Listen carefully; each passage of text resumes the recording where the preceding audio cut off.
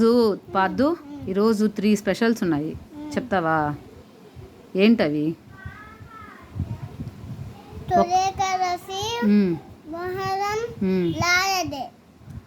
International law day. Very good.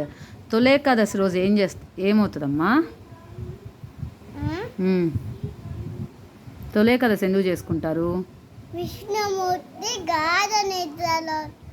యోగ నిద్రలోకి వెళ్తాడు కాబట్టి దీన్ని ఏమంటారు? ఇంకా శయన ఏకాదశి అని కూడా అంటారు.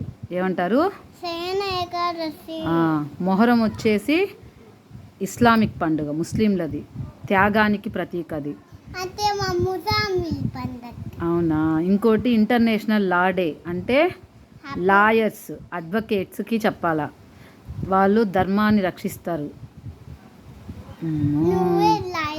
అవునా? Very good.